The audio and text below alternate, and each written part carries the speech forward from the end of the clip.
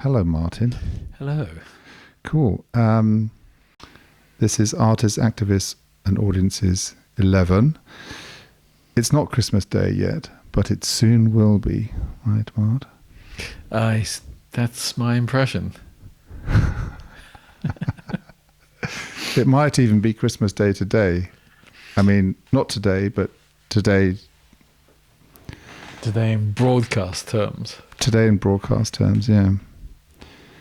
And we did one of these sessions actually in the 90mm studio many months ago, right? That's right. But we had a slight technical issue, and it was not. It was broadcast but not recorded, right? That's right. It was broadcast because I got some emails from people. Somebody in Ireland was particularly enthusiastic about it and sent me an enormously long email. But I didn't hear it. Right. Maybe it was a loony. Let's move the mic a bit closer to you. Okay. Should we do this? Okay. That's what low frequency rumble sounds like. Rumble in the jungle. Except we're not in the jungle. We're in Prenzlauer Berg. An urban jungle. Simon's got coffee. Martin's got a little bit of red wine. Should we listen to a track, Mart? And then... All right. And then... and we've got an old CD player here from the... I mean, it's 25 years old. Ah, you mean actually? It's really old CD player. Okay. Yeah. Want to listen to it, and then... And then I'm going to splice it in properly on the recording. Right. Then this would be number 7. This would be number 7. What does that mean, this would be number 7? No, I mean, this is on the CD. CDs have numbers. Just for people who don't understand how these old-fashioned things work. Right. If we have 13 tracks, then the first track is usually called number 1. And then I see. You see where I'm going with this. Number 7 will get you there. You know, she's going around saying these guys are dumber than a rock.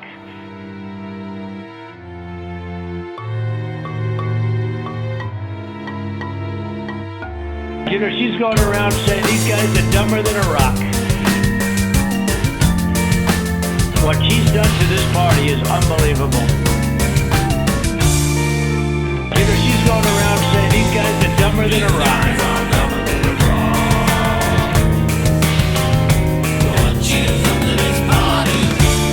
And I only ran against her once, and that was with a guy named Brian Kemp, and I beat her.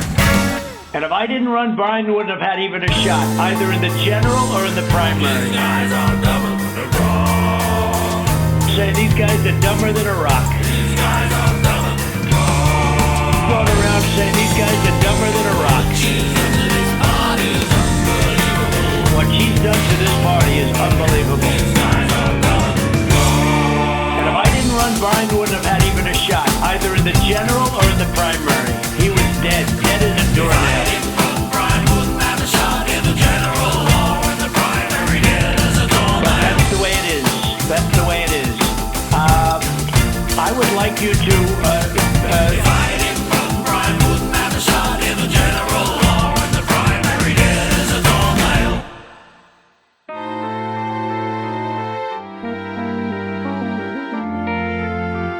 Say these guys are dumber than a rock. Say these guys are dumber than a rock. These guys are dumber than a rock. What she's done to this party is unbelievable. These guys are dumber than a rock. He never thought he had a shot at either one of them. What a schmuck I was. But that's the way it is. That's the way it is.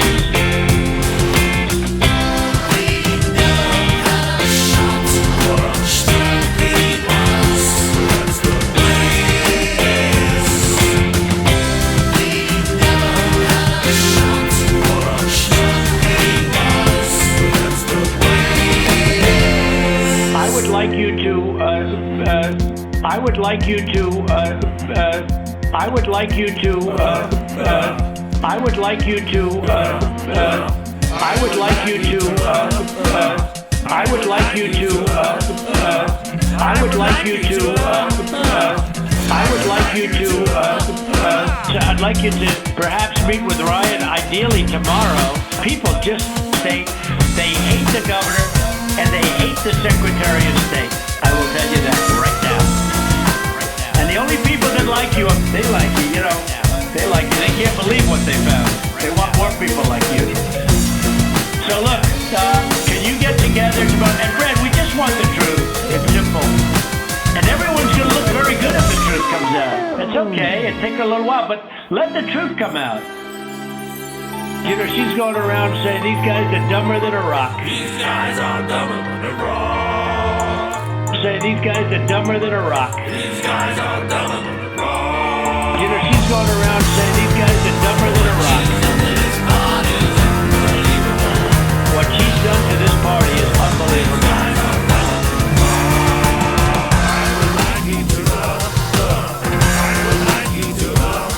What a schmuck I was. So what was that we just listened to, Martin? Well, that was our friend, your friend and mine, declaring that somebody was dumber than a rock. Okay, and who was that somebody? Oh, God, I can't remember. It was a woman, of course. She wasn't Somali, because that was pre-Somali fixation. Okay. Who was it? It does actually come up in the text, I think. I can't remember. You know, this person doesn't like women, so it's like, choose your woman. And insult them. Yes. And how is he so bloody popular in some way, Martin? God knows. This guy. I mean, I don't know. He loves the undereducated, as he said, didn't he? In his stump speech. You remember? No, I don't remember that one. One of his many ludicrous, inane, infantile slogans was, "We love the undereducated." And I have a feeling that it's at least partly the undereducated who are going for his shtick. Don't you think? I mean, not exclusively. Obviously, there are people there who are anything but undereducated, but I think maybe the mass probably fall into that bag. Yeah, I mean, the question is, right, is what the left did so wrong so that someone else is like seen as a viable alternative in a sense, right? That question needs to be asked as well a bit, right? Sure. I agree. But we are where we are. Yeah. And we are not in a very good place, I think. What can you do? Well, what you can do is do something about it. Right. You know, in some way. And from my position as a tiny, almost completely unheard of artist, then I try and do something about it in my way. Yep. Which is to incorporate it into my artistic work. Yep. And even though, well, I work with the Film University in Babelsberg, and they have allowed me to integrate my personal stuff into my lecturing. So I just gave, for example, a workshop in Madrid called "His Mother Was a Woman, Creating Cultural Heritage Material of Value from Semantic Chaos." Fantastic. It was, actually. And of course, our friend here, who we've just heard, was the focal point. And we took it to pieces. in there, I was actually using spoken text, so extemporized text, made up, spontaneously invented text, and I claim that there is some metric information in there. So in other words, I guess the research question will be, how would you get a musician to play that, the stuff they had just said? Okay. And so I have to find the metric information in this thing, which is usually collections of irregular time signatures. Bar of 7, bar of 2/4, bar of 5/4, to make metric sense. And they all got it. Actually, these were these are Spanish musicians, and they were familiar with my technological process, and they instantly understood, and they instantly began creating this stuff, which is based on an extract from this person's nonsensical speech. It would be good if Trump was an artist or something, right?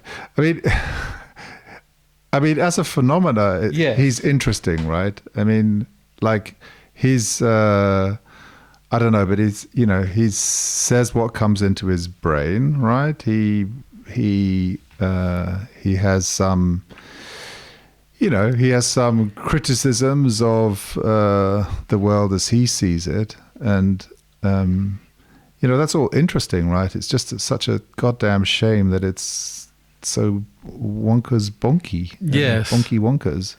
Yeah, I mean, I guess my thing is treating it as an artistic performance, and then trying to reverse engineer it.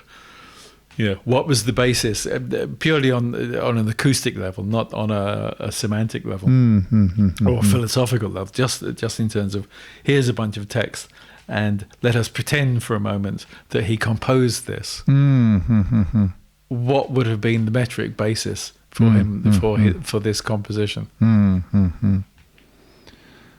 So is it like a little mini operetta or something like that? I would like to think that it was. Oh, yes. cool. Well, it's a kind of, this most recent thing of mine is a kind of music hall evening. I can imagine this being presented at the Hackney Empire, as a continuous, it's like a 20-minute long piece of music. Cool. That's why on this most recent thing, there are no pauses. Everything flows from one section into another section. Okay.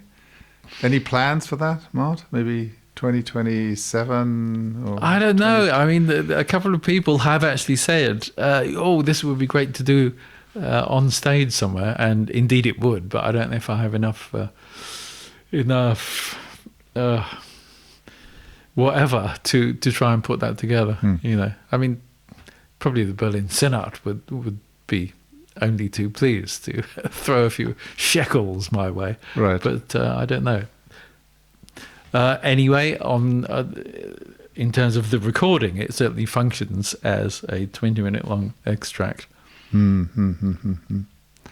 Talking of shekels, I watched some of this documentary Shoah the other week. I know it well. Fuck.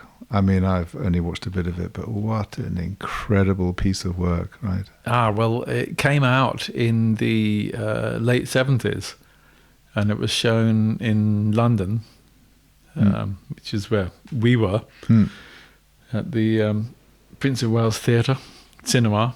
And as you probably know, it's an 8-hour-long piece. And they showed 4 hours, and then they had a break so that people could go out and get something to eat. And then they showed the remaining 4 hours. And yes, Claude Lanzmann, what a guy! Yeah, incredible. It's a real work. And the stuff that he didn't put in the film, that he's made from the stuff that he didn't use in Shoah. There are 5 other films. Oh, really? The Last of the Unjust focused on Benjamin Mermelstein, and 4 short films about 4 females. Okay. 4 sisters. It's called. They weren't sisters, but But Last of the Unjust, I wholeheartedly recommend. Okay. Yeah, I mean, I haven't watched so much of it, right? But I saw some of it, and there was a Holocaust survivor I guess it was in Poland, and he was the one guy there, surrounded by people from the village, where he was. He went back to the village. Yeah, exactly. Yes. Yeah. What a fantastic. I mean, that's like, I don't know, who's this? I don't know. There's a video artist that it reminds me of, that I can't recollect the name of the artist, but fantastic. I mean, just still moving life, right? Of all these people standing around. That's right, and they remembered him. Some of them, from when he was a small boy in the village. Mm-hmm. Yeah, quite incredible. I mean, if that's not art of art and activism, then in a sense, right? Yeah, sure, and it's very deliberate. The film, he decided not to use archive footage, as you may see. Yeah, it's all contemporary footage. Yeah. And there are criticisms to be made of the film and of Claude Lanzmann, but then, of course, there always are. But I think it's a utterly astonishing piece of work.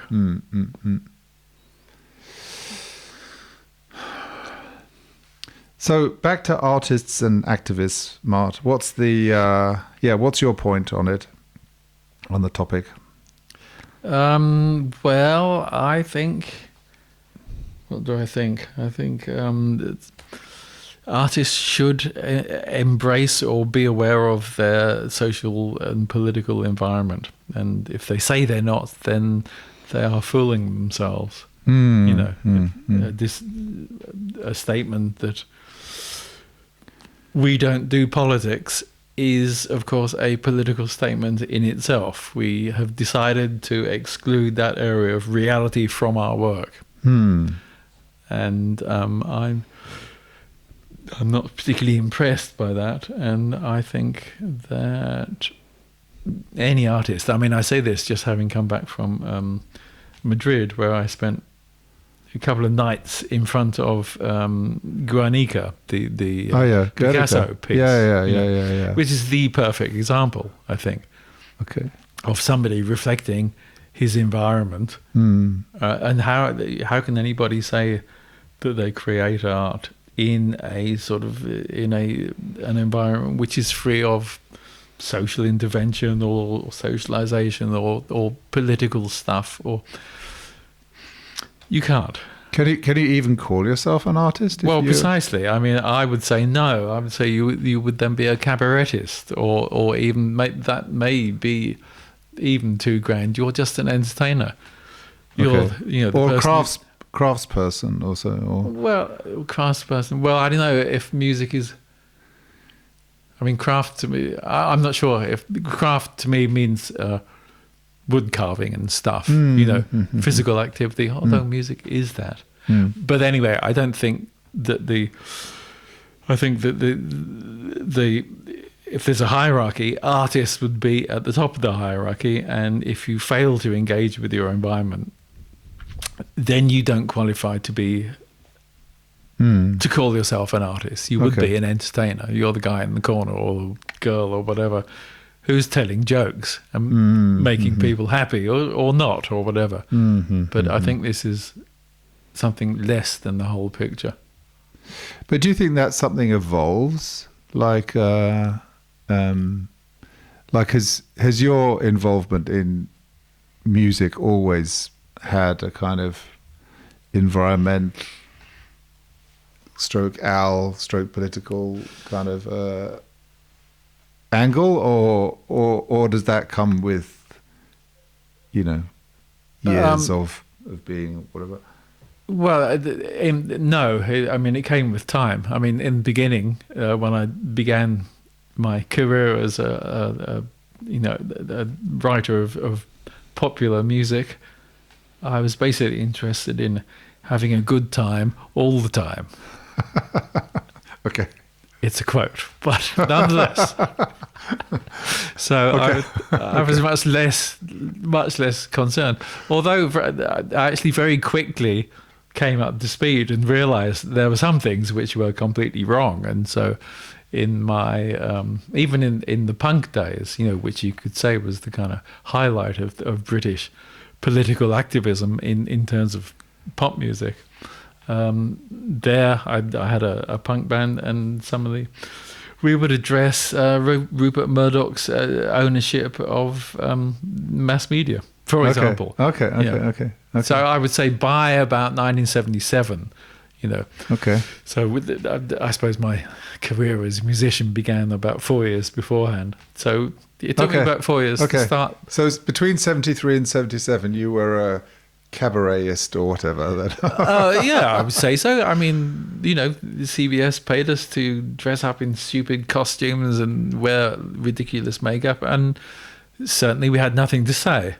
Right. Okay. It was just a bunch of tunes. Okay. Interesting. Yeah. Okay. And at some point you saw the light, or the light saw you. Well, at some point I sort of gradually moved towards the light. And then faded up slightly. Well, exactly. And then there were a few kind of, retrogressive periods, shall we say, where I moved back from the light and then would approach the light again. Tentatively. Exactly. But now, eventually, I think there is no turning back. Right. Yeah. Cool. And heroes of yours, Martin, on the... In terms of this thing that we're talking about? Yeah. Well, it has to be. I mean, this is what we said last time, and this is, for some reason, this drives people into hysteria. I would say Roger Waters. Okay. Bassist of the Pink Floyd, who was accused by the city of, I think it was Cologne and then possibly also Hamburg, but I'm not sure about that, of being an anti-Semite because they performed stuff from The Wall, and which is an old Pink Floyd album. Yeah. And one of the characters in this sort of mini opera is a dictator.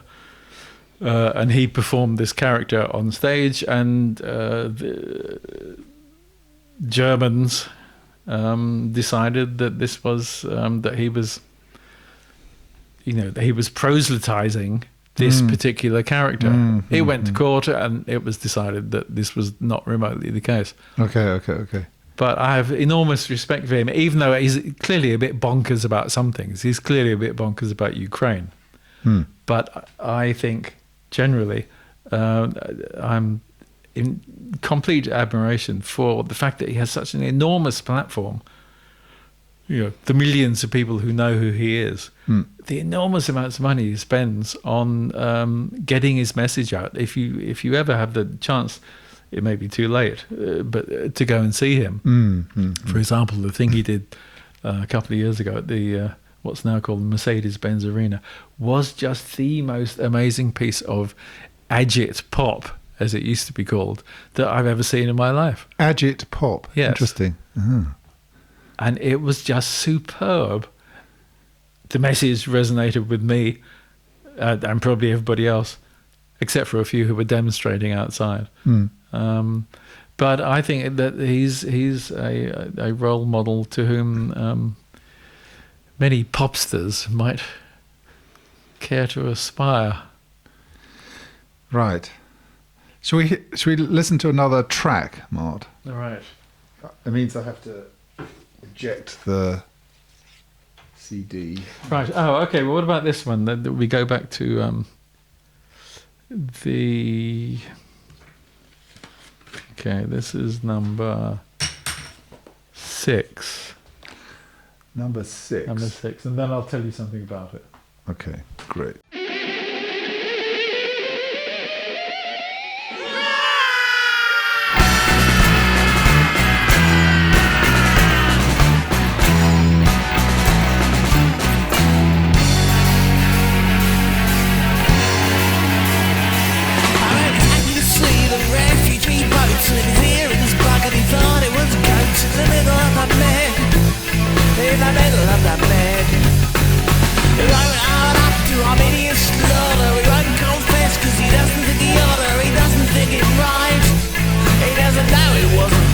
beast.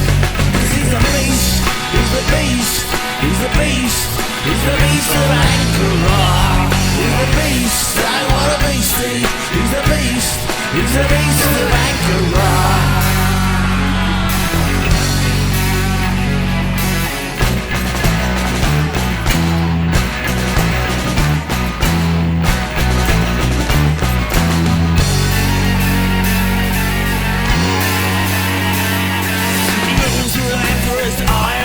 And he gets too intense cause he can't get pissed cause his mum won't allow it. And now his mum won't allow it. He lays down a law from his unity anger. Don't do that to this what a wanker. He's really gotta go. Oh, he's really gotta go. He's the beast. He's the beast. He's the beast. He's the beast of Ankara. He's the beast. I want a beastie. He's the beast. He's the beast of Ankara.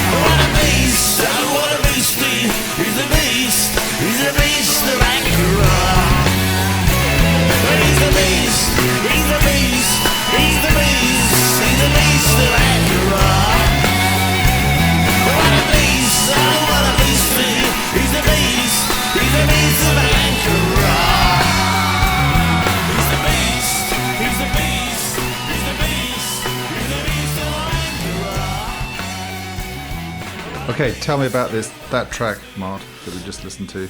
Okay, well that was a version of a song that was recorded by my band in the 70s, who were called Radio Stars, and in those days it was called The Beast of Barnsley, because let me see, it was about, there was a mass rapist whose name was Rutger Chapman. Oh, bloody hell. And he came from he came from Barnsley, of course. And the popular press, namely the Sun, Rupert Murdoch's son, referred to him as the Beast of Barnsley. And this was the dawning of my kind of awareness of the kind of of how yellow journalism works. They put Rutger Chapman on the front of their newspaper as often as they possibly could because they knew it was going to sell papers.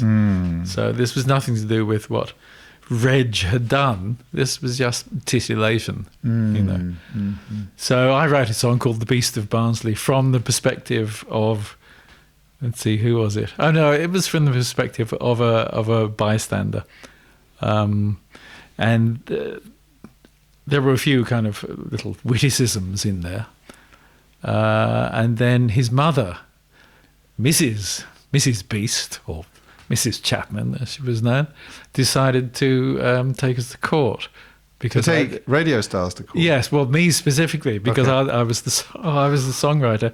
And I think the offending line was, his mother tried to chop his head off with a cleaver. Oh, God. And their lawyers said that this is not accurate. She considered chopping his head off with a cleaver, but she didn't actually try to chop his head off with a cleaver. And the thing we just played was a version of this, which I decided to re-record, and this is called "The Beast of Ankara," and it's about our friend Erdogan, who does some fairly unseemly things.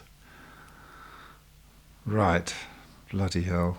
So I felt it was time for have a revisit. For a revisit with a little bit of oud in there for those who like those sort of things. There is. Cool. There is. Nice. What about Frank Zappa? Was he a activist in some way? Or? Utterly and totally, from the beginning to the end. Okay. Absolutely. I mean, he is my all-time hero in every dimension, I think. Intellectually, philosophically, musically, humor. From today's perspective, he has a few dodgy chauvinist attitudes, it must be said. But his basic political position was that he was against idiots. Okay. And I think that's the thing, that's the roter fader, the red thread that runs through all his stuff is don't be an idiot. How would he define being an idiot? How would you define being an idiot, Mark? Oh, well, people who willfully turn away from facts and replace them with the ideology, I suppose. Something like that. I did write a tune on this very topic. Okay. Initially it was called Idiots, and then I revised it into COVIDiots. Okay. Because I felt that was a particularly good example of idiocy. Okay. People who, for reasons best known to themselves, decided that there was no such thing as COVID. And should we maybe listen to that track? Let's do that. Maybe we can throw some light onto the topic, on the issue.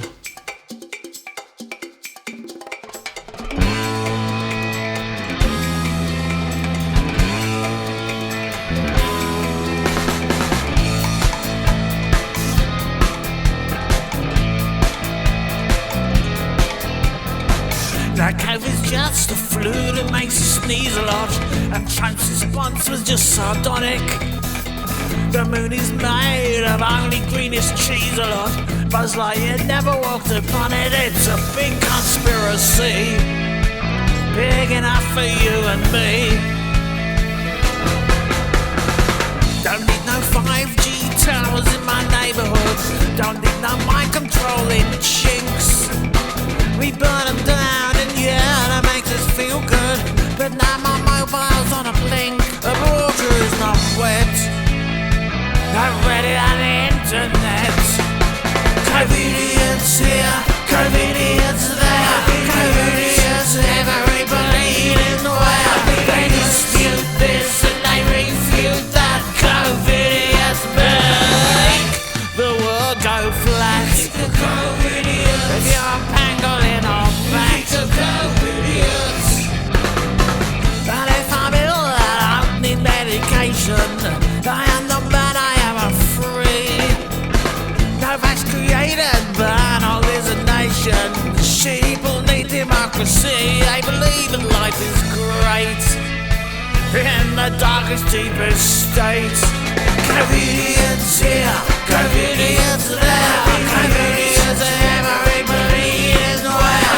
They dispute this and they refute that. COVIDiots make the world go flat. Oh, you call it Democrats.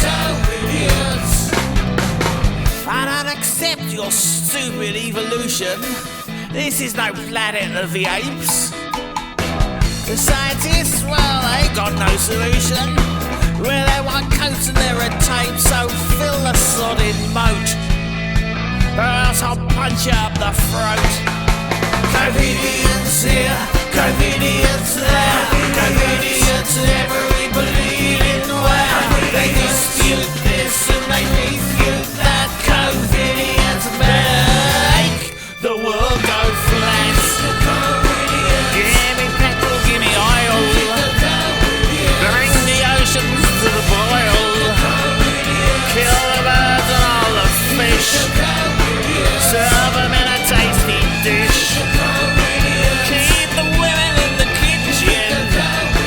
Send them all right back to hitching. My conspiracy's better than your one. And you calling me a moron. Fantastic.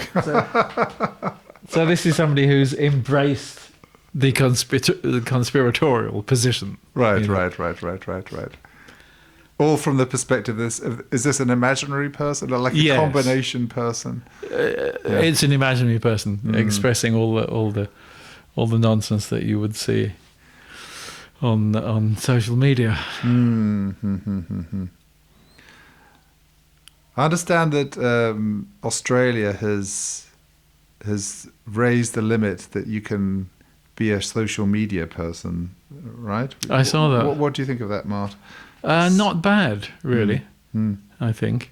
And do you not think it's interesting the way that a lot of teenagers have responded? A lot of Australian teenagers have responded positively to it. Right. Yeah. That's cool. Right. That's a kind of dawning awareness. Has it really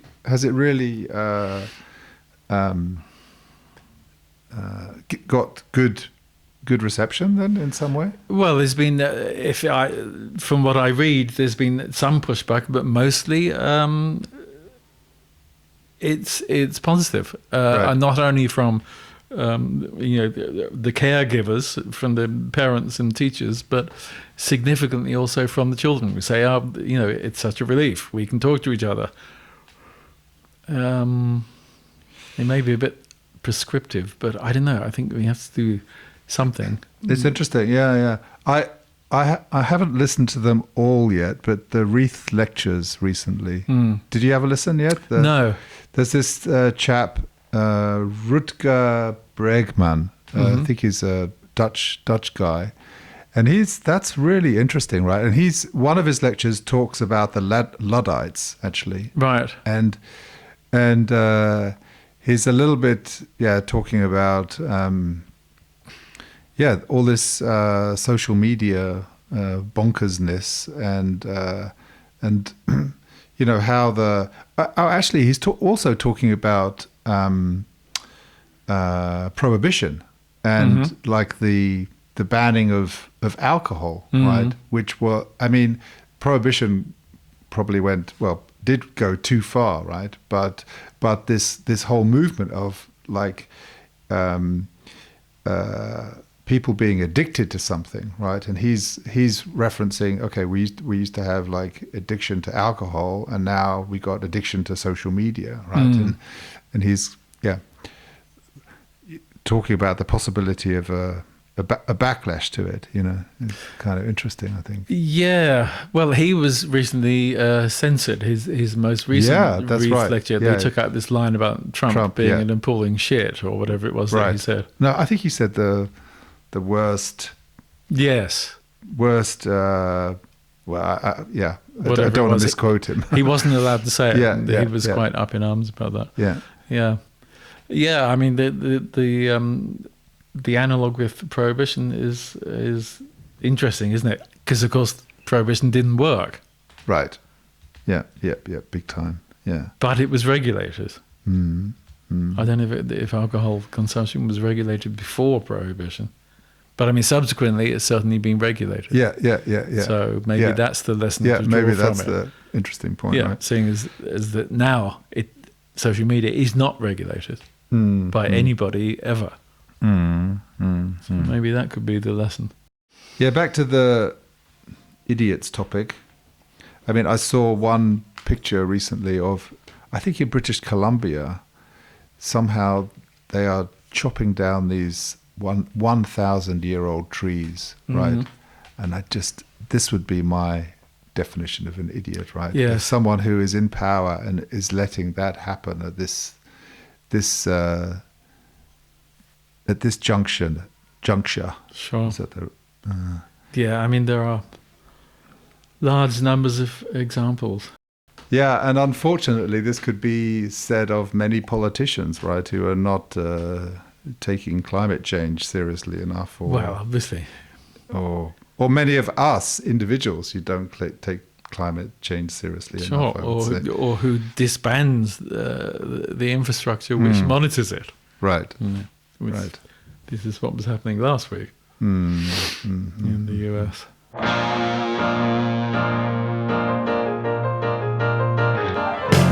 So my mother was a woman. She was born in Scotland. She had great respect for the Queen, Queen Elizabeth. It was a long time. She was there for 75 years. She liked the pomp and ceremony. She thought it was a good thing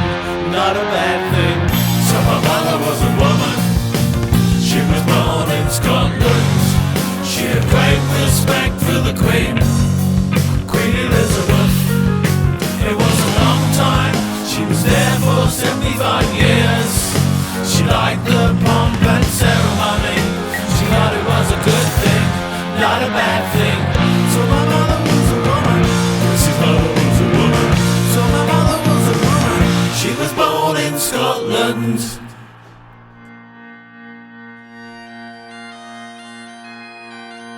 Fantastic, Martin. So that's a speech of 47, and that's how the speech began, with the CEO of SoftBank. On the CD, the actual link to the transcript is there. Donald Trump press conference with SoftBank CEO, December the 16th, 2024. He declared that his mother was a woman. She was born in Scotland. And then he gets confused about... He starts talking about queens. So what does he mean by my mother was a woman? I have no idea. But what do psychologists say about that? Well, what? What do psychologists say about that? I wonder. I mean, I suppose you might say that that's a kind of... it's an interrupted thought. Maybe he meant to say, my mother was a woman who... blah, blah, blah. Or my mother was a good woman. Or yes. My mother was a biologically born woman, as opposed to, I don't know, I mean... It's just a sort of unfiltered, random stream of conscious, spontaneous thought, isn't it? Yeah. Appropriately enough for his MO. I mean, it's entertaining, right, in a sense. I mean, yeah. Well, it engages people somehow, right? Yes. Well, I think entertaining is exactly the right word. I mean, here you come back to Neil Postman and Amusing Ourselves to Death. You know, this book of his from the middle 80s, where he declares that the rules of entertainment will take over from the rules from political reality if things continue in this way. And what he was talking about what he meant by things was unregulated mass media. And sure enough, it's the rules of entertainment. I mean, you say, yes, it's entertaining when he does that stuff. These are the rules of entertainment, which have become the only rules that people observe, I think. You know, the biggest hair, the silliest statements, the widest shoulder blades, the most outrageous stuff, the most unfiltered stuff. And this thing of attention, right? Like this dopamine hit that we get when we scroll around a bit or see a like or... Exactly, and from the point of view of the media producers, what they want is attention. You know, they want clicks. You know, the infrastructure that's disseminating the story is less concerned about the content of the story than about people's reaction to the story. And that, I think, is the essence of the laws of entertainment. It's about making an impact. Yeah, and entertainment might have been something that he used to do on a Friday night, right, or Saturday night, or watch the odd telly show, or have entertainment with a community in the pub, right? If someone's playing a guitar or singing or whatever, and now, now it's 24 hours a day entertainment. I think you can be entertained, or in inverted commas, just by looking at social media, and there's no meaningful content to be had.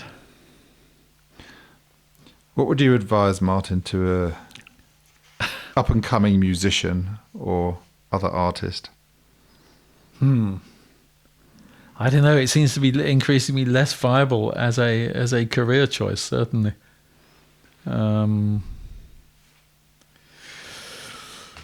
Well, and then you have Spotify with their AI interface, and you have Suno, and you want a piece of music that sounds like the Pink Floyd and has Hammond organ and is in a minor key, and there it is. And of course, Spotify don't need to pay the people whose work has been. The people actually listening to that stuff? Oh, sure. There were various scandals about undeclared AI tunes, which have had to be removed from various charts or playlists because people were listening to them. So now these are copyright-free creations. Benefit for Spotify is that they get all the money and they don't have to pay any money.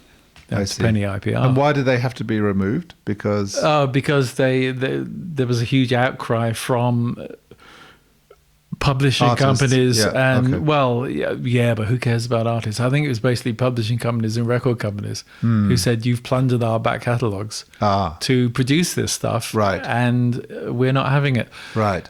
However, having said that, then you have whoever it was, BMG, I think, who have made a deal with Suno, this AI music creation software, which is actually very good. I think it's going to be the end of copyright, to be honest. This is what I've been saying for a number of years, that AI-generated stuff is going to mean the end of copyright. Yeah, that's interesting, isn't it? I mean, I've been doing a lot of AI-assisted coding recently, and over the last year, I suppose, or more, several years actually. So obviously, but the AI, the tools getting more and more productive and integrated into your kind of workflows and stuff. And I mean, obviously, it's learned from everything on the web, right? Sure. It's learned from the whole of human kind of knowledge, blood, sweat, and tears, collaboration, learning, etc.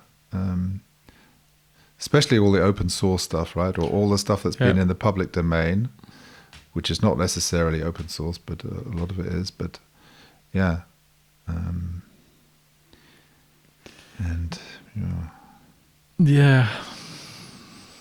mean, we use AI, but actually we don't use. I'm talking about the university. We don't use AI to create new ideas. We use it to improve existing ideas. Right. And I think there it clearly works. I write something, and then I get AI to improve it in a particular direction. This clearly works. But if you, in my experience, if you say, write me something about the thing that you're writing about, there it clearly doesn't work. But I mean, in terms of music, generating AI-generated music it's the beginning of the end, I think. Of consideration. But also doing, right? Also. Oh yeah, sure. But I mean, it probably starts with the process of thinking, doesn't it? Weighing things up and saying, well, is that right or is this right? And I don't know maybe AI agents will be able to think for you as well as turn out all your favorite disco classics. Well, yeah, probably that. Well. That this is talk of general intelligence, right, or super intelligence, and what happens then. And another track, Mart. All right. In one case, a king, and we saw some great people. I also met with William. I was very impressed by William. I think William is terrific. I was very impressed by William. As you know, I met him too.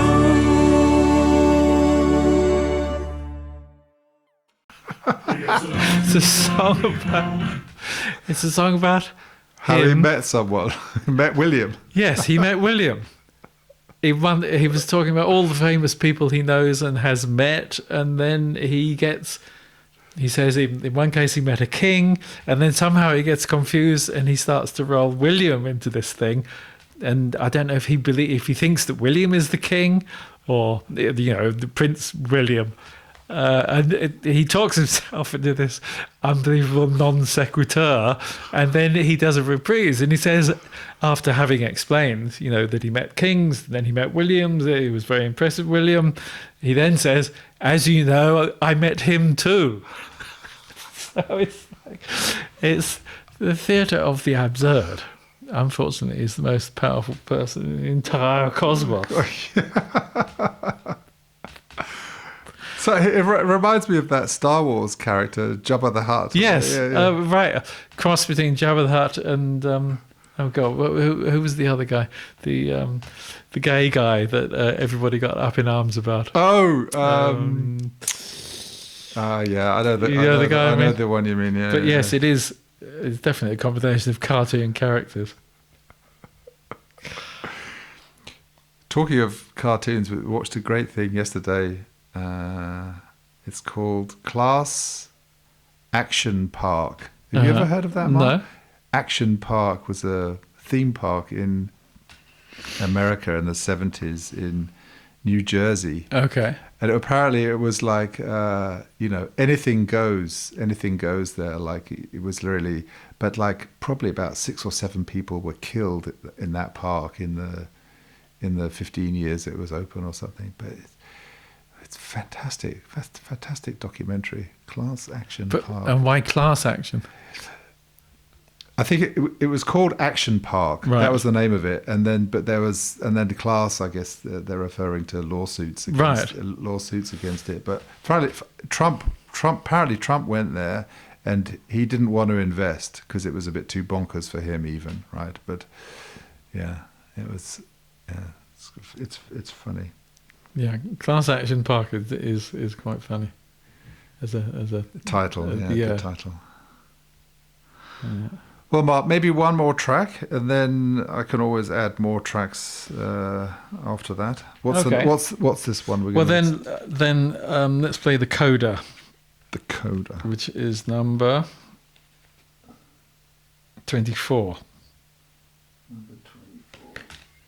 And it's a reprise of an earlier tune, and it ponders the future. Okay. But this is in his own words. And does that mean he'll spend the rest of his life in prison? I don't know.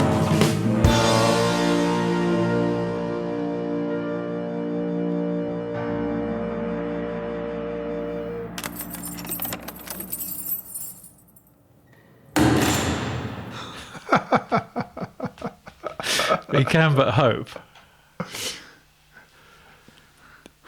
He was earlier talking about corruption and how if you give somebody a preferential seat on an airliner, then you're going to spend the rest of your life in prison.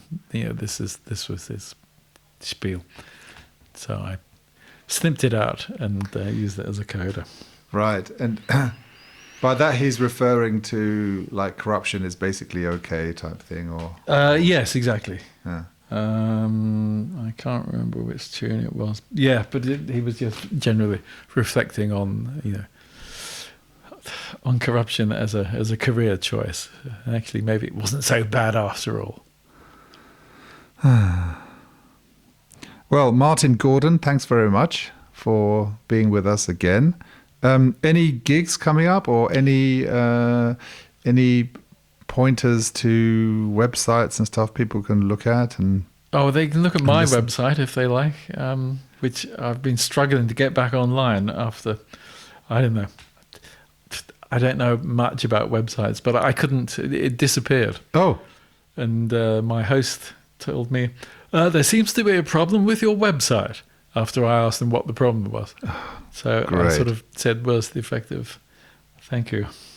But I mean, there was huge amount of information there, right? Yeah, exactly. Sure, it's 50 gigabytes of information. It's enormous. And do you have it backed up? I've got it.